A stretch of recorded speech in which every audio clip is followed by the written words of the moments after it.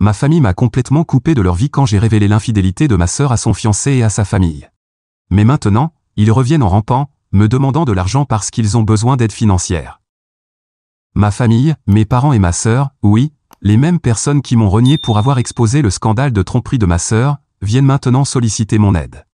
Je suis encore stupéfaite par leur audace. Ce sont les mêmes personnes qui m'ont abandonné sans réfléchir à 2 fois, et maintenant, ils reviennent comme si de rien n'était. Mais je suppose que c'est ce qui arrive quand le karma frappe à votre porte. Avant de plonger dans la situation actuelle, laissez-moi vous donner un peu de contexte.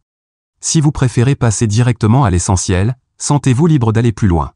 J'ai 34 ans, et j'ai grandi dans l'ombre de ma sœur aînée, Jess, qui a aujourd'hui 37 ans. Jess a toujours été l'enfant prodige, la prunelle des yeux de nos parents, alors que j'étais traité comme un détail insignifiant. J'ai souvent eu l'impression que mes envies et mes besoins ne comptaient pas. Nos parents ont tout misé pour assurer la réussite de Jess, tandis que je devais tout gérer seul. Jess est indéniablement attirante, mais sa personnalité? Disons simplement qu'elle est loin d'être exemplaire. Elle a maîtrisé l'art d'utiliser son charme pour éviter les conséquences, et c'était frustrant à observer. Quand nous étions enfants, ses caprices étaient supportables, mais dès que nous sommes entrés dans l'adolescence, son comportement a pris un virage dramatique. Elle était manipulatrice, me traitait mal et m'embarrassait souvent devant les autres, y compris notre famille et nos amis. Le plus frustrant, c'était que personne ne la confrontait jamais à ses actes. Elle ne supportait pas que je reçoive la moindre parcelle d'attention. D'une manière ou d'une autre, elle parvenait toujours à détourner le projecteur sur elle tout en me faisant passer pour la mauvaise personne. Être autour d'elle était épuisant. Après le lycée, elle a passé 2 ans à chercher ce qu'elle voulait faire, jusqu'à ce que papa réussisse à la faire entrer dans une école de design sans qu'elle lève le petit doigt. Pendant ce temps, on me disait de travailler dur, d'obtenir des bourses et de m'occuper de mes propres dépenses. Nos parents agissaient comme la banque personnelle de Jess, allant même jusqu'à contracter des prêts pour financer ses études. Malgré tout cela, elle a abandonné ses études à mi-parcours. Même après avoir quitté l'école, elle a réussi à décrocher des stages et des emplois dans des endroits respectables. Mais ces opportunités ne duraient jamais. Soit elle était licenciée pour manque de fiabilité, soit elle quittait parce qu'elle n'aimait pas l'environnement de travail. Finalement, elle a convaincu papa de lui acheter une boutique parce qu'elle ne voulait plus travailler pour quelqu'un d'autre. Avec son éducation incomplète et son expérience minimale, papa est encore intervenu, a contracté un prêt, et l'a installée avec une boutique décente. Pendant ce temps, je travaillais dans des cafés et donnais des cours particuliers pour joindre les 2 bouts. Papa avait toujours de l'argent pour elle, mais quand j'avais besoin d'aide, il était fauché. J'ai dû contracter des prêts étudiants qui ont pris des années à rembourser. Cette politique de 2 poids, 2 mesures, m'a éloigné de ma famille. Je suis parti après le lycée et j'ai rarement rendu visite. La dynamique familiale n'a fait qu'empirer. Lors d'une de ces rares visites, il y a 7 ans, je suis rentré à la maison pour Noël. Cela faisait 2 ans et demi que je n'étais pas revenu, et ma mère m'avait supplié de venir. Jess avait déménagé depuis et gérait sa boutique. Elle était fiancée à un gars, un bon parti, ou du moins une personne bien meilleure que ma sœur. Il était ingénieur chimiste, séduisant et aisé. Ils sortaient ensemble depuis un moment et prévoyaient un mariage à destination dans quelques mois. J'ai parlé avec lui et je l'ai trouvé sympa. Je me demandais ce qu'il voyait chez Jess mais je gardais ma curiosité pour moi. Jess semblait aussi avoir changé. Elle était chaleureuse et gentille avec moi, probablement pour montrer à son fiancé à quel point elle était adorable. Il était clairement épris d'elle. Mais Jess n'était pas aussi intéressée par lui qu'elle l'était par son argent. Un jour, Jess m'a invité à sa boutique pour une visite. J'ai dit que je passerais quand j'aurais du temps. Le lendemain, je me promenais près de son magasin et j'ai décidé de jeter un coup d'œil. Quand je suis arrivé, l'enseigne disait fermée. J'ai trouvé ça étrange puisqu'il était 11 heures, bien pendant les heures d'ouverture. J'ai essayé la porte et elle était déverrouillée. Je pensais qu'elle faisait une pause ou quelque chose du genre. Je l'ai appelée, mais son téléphone était éteint. J'ai hésité à entrer, et ce que j'ai vu m'a retourné l'estomac, elle embrassait un autre homme dans un coin de sa boutique. Au début, je pensais que c'était son fiancé, alors j'ai commencé à partir, m'excusant. Mais Jess m'a vu et a repoussé le gars. C'est là que j'ai réalisé que ce n'était pas son fiancé. Je suis sorti, et Jess m'a suivi, me demandant de m'arrêter. Je ne savais pas comment réagir, alors je me suis juste arrêté. Nous sommes restés en silence jusqu'à ce qu'elle le brise, demandant « Tu ne vas rien dire à personne, hein ?» Je l'ai regardé, incrédule. Son excuse était encore plus dégoûtante, ça ne signifiait rien. C'était juste un client mignon qui est venu acheter de la lingerie pour sa petite amie. J'étais sidéré et ne savais pas quoi dire. Le gars est venu acheter de la lingerie pour sa petite amie et a fini par embrasser Jess. Elle s'excusait sans cesse, disant qu'il était trop mignon pour résister. Je lui ai demandé, pourquoi tu t'excuses auprès de moi? Ton fiancé est au courant de ta petite séance d'embrassade? J'étais sûr que ce n'était pas la première fois. Ça devait être une habitude. Jess a juré que c'était la première fois qu'elle trompait son fiancé, mais je ne la croyais pas. Toutes ses relations passées s'étaient terminées à cause de son infidélité. Elle m'a supplié de ne rien dire à personne. Je suis partie, furieuse. Je me sentais terriblement mal pour son fiancé. Peut-être que je projetais parce que j'avais été trompée un mois auparavant, mais je ressentais de l'empathie pour lui. Je n'ai pas pu garder cela pour moi et j'ai fini par raconter à ma mère ce que j'avais vu. À ma grande surprise, elle a balayé l'affaire d'un revers de la main et m'a dit de me taire. Sa justification? Jess se marie dans quelques mois, tu ne peux pas gâcher ça. Pardon? Je ne gâche rien, c'est ta fille qui le fait, dans un coin sombre de sa boutique. Je lui ai demandé si elle avait quelque chose à dire sur le comportement de Jess, mais elle a éludé la question, disant, c'est sa vie, sa décision. Nous ne devrions pas nous en mêler. Bien sûr, c'est sa vie, mais elle trompe son fiancé, et ma mère l'encourageait. Elle était plus préoccupée par la perte d'un beau-fils riche et par le risque de manquer un mariage luxueux à exhiber. Il voulait que je couvre Jess et que je passe l'éponge sur ce qu'il considérait comme une erreur unique, mais je savais que ce n'était pas le cas. J'étais furieuse, pas seulement contre Jess, mais aussi contre mes parents pour leur attitude. Ils n'essayaient même pas de la tenir responsable. Jess m'a envoyé un texto, demandant « On est bonne, hein ?» J'ai répondu « Non, on ne l'est pas, à moins que tu dises la vérité à ton fiancé. » Elle s'est précipitée chez mes parents pour me parler. Au début, elle a répété les mêmes excuses, disant que c'était une erreur unique et que je devais oublier. Mais quand je n'ai pas cédé, elle est devenue agressive. Elle m'a demandé « C'est quoi ton problème? Pourquoi ça t'importe? Pourquoi tu te mêles de mes affaires ?» J'ai tenu bon et insisté pour qu'elle avoue à son fiancé. La situation s'est transformée en dispute entre nous. Mes parents ont pris parti pour Jess, la défendant et me demandant de rester en dehors de ses affaires. La situation est devenue si toxique et suffocante que j'ai quitté la maison en furie. Je voulais partir immédiatement, mais mon vol était le lendemain matin, alors j'ai erré dans le quartier. Quand je suis rentré chez mes parents l'après-midi, j'ai vu Jess assise avec son fiancé et ses parents. J'ai salué tout le monde et j'étais sur le point de me retirer dans ma chambre, mais le fiancé de Jess m'a demandé de me joindre à eux. Ses parents étaient en ville et avaient décidé de passer. Jess et mes parents étaient visiblement mal à l'aise. Jess a vite dit « Non, non, elle a un vol à prendre demain. Elle doit préparer ses affaires et tout. » Les parents de son fiancé étaient gentils et m'ont demandé où je vivais et ce que je faisais comme travail. Jess était anxieuse de me voir partir et utilisait l'humour pour masquer sa nervosité. Elle a dit « Oh, ne vous inquiétez pas. Vous êtes les premiers à vous intéresser à sa vie. Elle a juste un boulot ordinaire. Tout le monde ne peut pas diriger une entreprise comme moi, hein, chérie ?» Puis elle a embrassé son fiancé. J'allais l'ignorer, mais ces mots m'ont fait bouillir de rage. J'ai répondu « Oui, c'est vrai. Tout le monde n'a pas la chance d'avoir une boutique et de coucher avec ses clients. » Je n'avais pas vu Jess coucher avec son client, mais à ce moment-là, c'est ce qui m'est sorti de la bouche sous l'effet de la colère. Vous pouvez imaginer la tension dans l'air. Un silence gênant s'est installé, tout le monde s'est regardé. Ma mère a rompu le silence en riant « Tu as effrayé tout le monde avec ton humour noir, Jessie. » Mes parents ont ri, mais les autres étaient perplexes.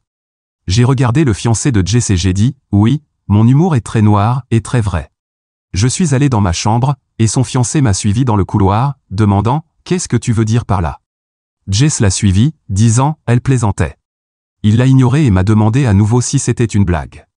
J'ai réalisé que j'avais causé des ennuis en parlant. C'était un moment difficile, un mot de moi, et leur relation était terminée. Je suis restée silencieuse, incertaine de ce que je devais dire. Mais ensuite, j'ai regardé leur visage et j'ai dit, ce n'était pas une blague. Jess a commencé à crier, pourquoi tu mens? Tu es jalouse parce que je vais épouser un homme si charmant alors que ton petit ami t'a quitté? J'étais stupéfaite par son amertume. J'ai perdu mon sang-froid et j'ai dit à son fiancé ce que j'avais vu ce matin-là. Il est devenu fou. Jess a nié, disant que je l'accusais par jalousie. Mes parents et les siens ont entendu le bruit et se sont précipités dans la pièce. Ma mère s'est jointe à Jess pour me coincer et a dit, s'il te plaît, ignore ces mots. Elle traverse une période difficile, elle a été trompée et voit maintenant des infidèles partout. Tu sais que Jess ne pourrait jamais faire une chose pareille, n'est-ce pas? J'étais abasourdi par ces paroles. Ma mère me faisait passer pour folle devant tout le monde. Heureusement, le fiancé de Jess n'était pas dupé à demander le téléphone de Jess. Elle s'y est accrochée, mais il l'a forcée à le lui donner. Elle a essayé de jouer la carte de la vie privée, mais il est resté ferme et a exigé de voir ses messages. Ses parents et mon père se sont joints à lui pour demander à Jess de montrer son téléphone et de régler le problème. Mais ma mère a pris le parti de Jess, disant que demander son téléphone était une violation de sa vie privée et qu'il devait faire confiance à Jess plutôt qu'à moi. C'était un vrai cauchemar. Ma mère me lançait déjà des regards meurtriers. Finalement, il a arraché le téléphone et l'a obligé à le déverrouiller.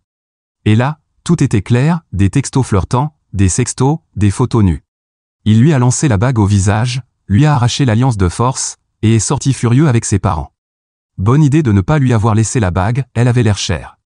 Jess était pratiquement à genoux, le suppliant de ne pas annuler le mariage. Elle les a poursuivis dehors, essayant de les arrêter et leur demandant de l'écouter. Vous pouvez imaginer l'enfer que j'ai vécu après ça. Dès qu'ils sont partis, ma mère m'a giflé en pleine figure.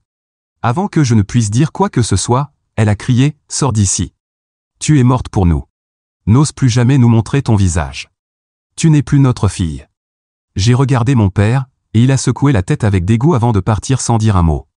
Mais je n'ai pas pleuré. Je l'ai regardé droit dans les yeux et j'ai dit « Je ne remettrai jamais les pieds dans cet enfer. » J'ai pris mes affaires et je suis parti.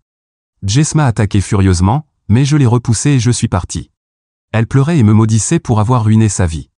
J'ai passé la nuit à l'aéroport. Je les ai tous bloqués immédiatement et supprimé leurs contacts. Je n'ai plus eu de nouvelles d'eux depuis. Hier, j'ai reçu une visite inattendue de Jess et de ma mère. Pour faire court, car ce texte est déjà long et je suis fatigué d'écrire, ils étaient dans une situation difficile. La vie de Jess s'était effondrée. Sa boutique avait fait faillite, et elle avait du mal à joindre les deux bouts. Et, bien sûr, mes parents étaient aussi ruinés et profondément endettés parce que mon père souffrait d'une grave maladie et ne pouvait plus rien faire. Alors ils sont revenus en rampant, me demandant mon aide. J'ai claqué la porte au nez et je ne les ai pas laissés entrer. Je me sens satisfaite de mon action, mais une partie de moi s'inquiète pour mon père. Pensez-vous que ce soit une bonne idée d'aider mon père, étant donné qu'il est frappé par la maladie? Mise à jour 1. Merci à tous pour vos conseils. Voici quelques mises à jour. Je me sentais mal à l'aise après avoir reçu des réponses mitigées à mon message, alors j'ai contacté ma tante, la sœur de mon père, qui habite à un pâté de maison de chez mes parents. J'ai gardé un contact modéré avec elle depuis que j'ai déménagé. Ma tante me tient généralement informé des drames qui se déroulent là-bas. Il y a quelque temps, elle m'a dit que mon père se sentait coupable de la façon dont il m'avait traité et qu'il voulait se réconcilier, mais ma mère, toujours loyale envers Jess, l'avait dissuadé de me contacter. Je sais que mon père est un médiateur et qu'il ne voudrait pas perturber la paix à la maison en me remettant dans l'équation. Ma tante m'a aussi raconté qu'après que l'infidélité de Jess ait été dévoilée, mon père avait cessé de payer l'hypothèque de la boutique. À ce moment-là, il avait déjà payé plus de la moitié. Il avait demandé à Jess de couvrir le reste, mais elle avait échoué, et la propriété avait été mise aux enchères. Évidemment, elle n'a pas pu la sauver. Le karma est une belle chose. Après sa rupture, Jess a rapidement trouvé un nouveau sponsor pour financer son style de vie luxueux, mais surprise, son habitude de tromper l'a rattrapé, et il l'a quitté aussi.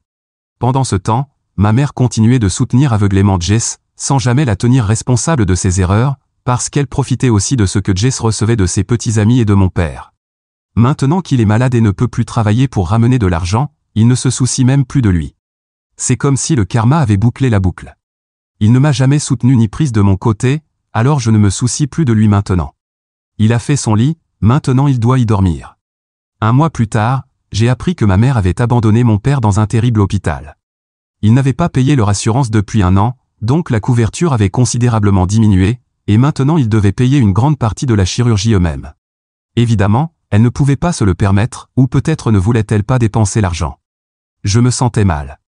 Je ne pouvais pas accepter l'idée de le laisser mourir alors que j'avais les moyens de le sauver, alors je suis allé le voir. Il a fondu en larmes en me voyant. Il a pleuré, m'a prise dans ses bras et s'est excusé. Il m'a dit que ma mère ne l'avait jamais visité après l'avoir laissé là-bas. Je l'ai sorti de cet endroit, je l'ai admis dans un établissement médical approprié et j'ai payé pour son traitement.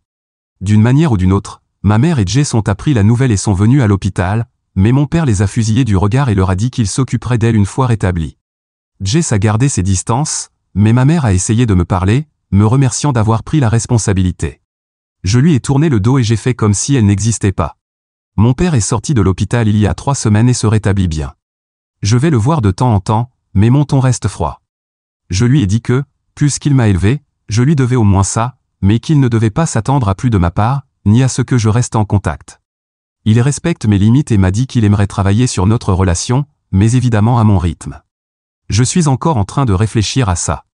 C'est tout pour le moment. Je vous tiendrai au courant s'il y a des développements importants. Mise à jour 2. Comme mon père l'avait promis, la première chose qu'il a faite après son rétablissement a été de quitter ma mère. Il a vendu la maison sans qu'elle le sache, puisque la maison était à son nom, a emballé ses affaires dans un camping-car, et est parti discrètement. Ma mère rendait visite à Jess à ce moment-là, qui était dans une autre ville, et quand elle est revenue, il était déjà parti. Elle a paniqué et a voulu signaler une disparition, mais les policiers ont enquêté et ont conclu que mon père n'était pas porté disparu, il était parti de son plein gré. Donc aucun rapport n'a été déposé. Ma mère s'est retrouvée à la merci de Jess, qui vivait chez son petit ami. Naturellement, elle est venue me chercher. Dès que j'ai ouvert la porte, elle a commencé à pleurer et à s'excuser. J'ai dû la laisser entrer, je vis dans un appartement et je ne pouvais pas la laisser faire une scène devant les voisins. Elle m'a raconté les détails, que j'ai déjà mentionnés ci-dessus. Je lui ai dit, et alors? Pourquoi venir me voir? Qu'est-il arrivé à ta fille chérie? Pourquoi ne te soutient-elle pas? Elle a éclaté en sanglots, disant que Jess avait du mal à s'en sortir. Sa boutique avait fermé, les ventes avaient chuté faute d'approvisionnement, elle n'avait pas d'argent pour le stock, elle ne pouvait pas payer l'hypothèque, et tout s'était effondré. Elle survit à peine et trouve impossible de prendre soin de moi. Alors c'est pour ça que tu viens frapper à ma porte? Celle que tu n'as jamais soutenue mais méprisée toute ta vie? Elle s'est vite défendue. Ma chère, c'était ton père qui préférait financer Jess plutôt que toi, l'école de design et la boutique, et pourtant, tu as payé pour son traitement. Je vous ai toujours traité de manière égale. Pourquoi de tels mots amers envers moi? Si tu es en colère à cause de cette gifle, je suis désolé. Tu ne peux pas imaginer l'humiliation que nous avons subie après l'annulation du mariage de Jess. Je n'ai pas soutenu son infidélité, tout ce que je voulais, c'était que tu restes silencieuse jusqu'au mariage. Mais enfin, tout cela est du passé. S'il te plaît, pardonne à ta mère. Je lui ai dit qu'elle n'avait pas besoin de justifier pourquoi j'avais payé le traitement de mon père ou pourquoi je ne pouvais pas l'aider. C'est mon argent et ma décision. Je lui ai dit que je ne me sentais pas à l'aise de lui parler, alors il valait mieux qu'elle parte et ne revienne pas. Elle est partie après ça, en s'excusant. Plus tard, j'ai appris qu'elle travaille maintenant dans un salon. Eh bien, tant mieux pour elle, elle réalise enfin l'importance de se remettre sur pied. Il y a quelques jours, j'ai appris que Jess avait été expulsée par son petit ami parce qu'elle avait encore été prise en flagrant délit de tromperie. Vous savez, une fois infidèle, toujours infidèle. Elle est allée voir sa mère pour demander de l'aide, mais cette fois, sa mère l'a chassée. Ma mère survit à peine dans le garage d'une amie, qui a été convertie en pièce temporaire, alors comment Jess pouvait-elle espérer de l'aide de sa part? Apparemment, ma mère s'est mise en colère contre Jess, disant quelle était la raison pour laquelle mon père était parti et pourquoi je les détestais. Après cela, Jess m'a appelé depuis un nouveau numéro. Elle pleurait et voulait que j'intervienne, mais j'ai raccroché avant qu'elle ne finisse sa phrase. Je l'ai bloquée. Ensuite, elle m'a envoyé un long email. Elle accusait ma mère d'avoir encouragé son comportement toxique. Elle a écrit « Je ne suis pas né comme ça, nos parents m'ont rendu ainsi. Pourquoi n'ont-ils pas pu m'enseigner la morale et les valeurs? Ils m'ont tout donné sur un plateau d'argent, et maintenant ils m'abandonnent soudainement à moi-même. Est-ce que c'est juste? Ils auraient pu m'apprendre à être autonome, comme ils l'ont fait avec toi. Si tu penses avoir souffert à cause de leur favoritisme, tu te trompes. J'ai souffert, regarde ma vie comparée à la tienne. Je dépends encore des autres, passant d'une épaule à l'autre, mais regarde-toi. S'il te plaît, aide-moi à reconstruire ma vie. Aide-moi, je t'en supplie. Son email était touchant, n'est-ce pas? Qu'est-ce que j'ai fait après l'avoir lu? C'est ça, je l'ai supprimé et je l'ai bloqué. Je sais qu'elle est très douée pour manipuler, comment crois-tu qu'elle arrive à convaincre des hommes riches de lui donner de l'argent? Bien sûr, sa beauté l'aide, mais elle est aussi habile avec les mots, et peut-être avec d'autres choses aussi. Je ne me soucie absolument pas d'elle, de ma mère ou même de mon père. J'ai payé sa chirurgie parce que je sentais que je lui devais ça pour m'avoir mise au monde et élevé, rien de plus. J'ai souffert d'une immense torture mentale à cause d'eux, et cela m'a pris des années pour guérir. Il est hors de question que je dérange ma paix pour eux. Mise à jour 3. Préparez-vous à une autre dose de karma dans toute sa splendeur. Il y a quelques jours, j'ai reçu un autre appel d'un numéro inconnu. Au début, je n'allais pas répondre, mais quelque chose m'a dit de le faire. Je ne ferai plus confiance à mes instincts. À l'autre bout de la ligne, j'ai entendu la voix brisée de ma mère. Sans même dire bonjour, elle a commencé à pleurer et à me raconter comment elle et Jess s'étaient retrouvées à vivre dans le garage de son ami. Apparemment, la situation est devenue si mauvaise qu'elles dorment maintenant ensemble sur le sol froid et humide du garage, juste sur un matelas. Ma mère a commencé à se plaindre des conditions dans lesquelles elles vivent, disant que le garage est froid et inconfortable. Elle partage un petit espace rempli d'outils rouillés et de boîtes poussiéreuses. Nous n'avons aucune intimité, nous ne pouvons même pas prendre une douche décente. Nous vivons comme des mendiantes, sanglotait ma mère. Bien sûr, ma réponse a été « Et en quoi est-ce mon problème, exactement ?» Ma mère a continué à essayer de me faire culpabiliser. Elle a dit qu'elle ne pouvait pas supporter de voir Jess dans cet état, que c'était sa fille, et qu'elle avait échoué à la protéger. Ta sœur est déprimée, elle n'a nulle part où aller, et nous n'avons personne d'autre vers qui nous tourner, disait-elle en essayant d'avoir l'air pitoyable. J'ai essayé de garder mon calme en écoutant. Ma mère, qui avait préféré Jess toute ma vie, venait maintenant me voir, la fille qui avait toujours été mise de côté, pour réparer sa vie. Elle continuait à supplier, disant que tout ce qu'elle demandait était un endroit sûr où rester, même temporairement, jusqu'à ce qu'elle puisse se remettre sur pied. Je lui ai dit froidement, on dirait que tu comprends enfin ce que c'est que de dépendre des autres et de ne rien obtenir en retour. Peut-être que cela t'apprendra l'humilité. Non, maman, je ne vais pas t'aider, tu mérites ça. Ma mère est restée silencieuse un moment, puis a recommencé à supplier, disant qu'elle comprenait qu'elle avait fait des erreurs, que Jess les comprenait aussi, et qu'elles avaient juste besoin d'une seconde chance. S'il te plaît, ma fille, nous avons eu tort, mais nous avons besoin d'aide. Je ne veux pas que ta sœur reste dans cette horrible situation. En tant que mère, je te demande une dernière faveur. J'ai répondu avec la même froideur, je suis contente que tu comprennes enfin ce que c'est que de souffrir. Malheureusement, je ne suis pas ta sauveuse, je ne me soucie pas de ce qui vous arrive. Vous avez vécu à mes dépens pendant des années, et maintenant que vous avez besoin de quelque chose, je ne suis pas disponible. Vous allez devoir trouver un autre moyen de survivre. Avant qu'elle ne puisse dire autre chose, j'ai raccroché et bloqué le numéro. Si j'ai écouté ses pleurs tout au long de l'appel, c'est parce que j'ai trouvé cela amusant. Oui, je suis mesquine, et alors? Après tout, je pense que je le méritais. Je ne ressens plus aucun remords. Elles ont choisi leur chemin, et maintenant elles en paient le prix. Qu'elles profitent de leur vie dans le garage, car elles n'ont pas d'autre choix. Quant à moi, je suis enfin en paix, sachant que j'ai pris la bonne décision en les excluant de ma vie. C'est la fin de l'histoire, du moins pour l'instant. Mais si le karma continue de faire son travail, je vous tiendrai au courant. Mise à jour 4. Tout d'abord, merci à tous ceux qui ont commenté et partagé leurs propres histoires de favoritisme. Lire vos expériences m'a fait réaliser quelque chose d'important. Bien souvent, lorsqu'un enfant est traité différemment, il y a une raison plus profonde et cachée derrière cela. C'est un schéma qui, malheureusement, se répète dans de nombreuses familles. Ce qui m'a le plus frappé, c'est que plusieurs d'entre vous ont mentionné que, dans vos cas, le favoritisme trouvait son origine dans une infidélité passée. Cela m'a fait réfléchir à ma propre situation, et j'ai commencé à me poser des questions sur la véritable raison de la rancune que mon père et ma mère m'ont toujours manifestée. Alors, lorsque mon père était de passage dans l'État récemment, j'ai décidé de l'affronter. Bien que nous ayons à peine parlé depuis que je l'ai aidé avec son traitement, je sentais que j'avais besoin de réponses, même si ces réponses s'avéraient douloureuses. Je l'ai contacté et lui ai demandé de me rencontrer. Au début, la conversation était maladroite, après tout, nous n'avions pas eu de relation proche depuis longtemps. Mais je ne voulais pas continuer à porter cette incertitude. Finalement, après avoir parlé de choses banales pendant un moment, j'ai posé la question qui me rongeait depuis si longtemps. Pourquoi m'as-tu toujours traité avec autant de ressentiment? Pourquoi m'as-tu toujours fait sentir comme une étrangère dans ma propre famille? Mon père est resté silencieux pendant un long moment. Je pouvais voir la lutte intérieure sur son visage, et à ce moment-là, j'ai su qu'il y avait quelque chose de plus grand derrière tout ça. Après ce qui m'a semblé une éternité, il a poussé un profond soupir et a avoué.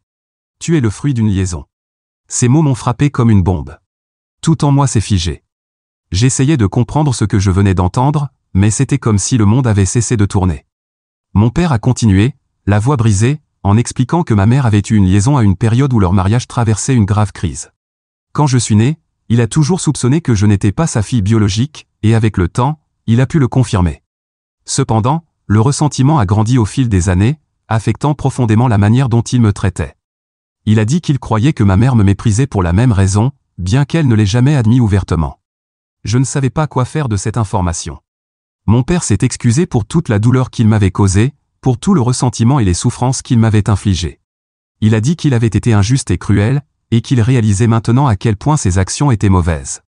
Il m'a demandé pardon, les larmes aux yeux, me suppliant de lui pardonner d'avoir été un père aussi distant et froid. Mais je ne sais pas si je peux lui pardonner. Malgré sa confession et ses excuses, les dégâts sont déjà faits, et ses blessures sont profondes. Je ne sais pas quoi faire de tout cela, mon monde a été bouleversé, et je ne sais pas comment recoller les morceaux. La seule chose dont je suis certaine, c'est que je ne veux plus revoir ma mère ou ma demi-sœur. Elles ont causé trop de souffrance dans ma vie, et je n'ai aucun intérêt à rouvrir ces blessures. Je pense que ce sera ma dernière mise à jour, j'ai beaucoup à réfléchir, et je ne suis pas en état de continuer à raconter mon histoire. Jusqu'à présent, tout cela m'amusait, mais maintenant, c'est devenu un cauchemar.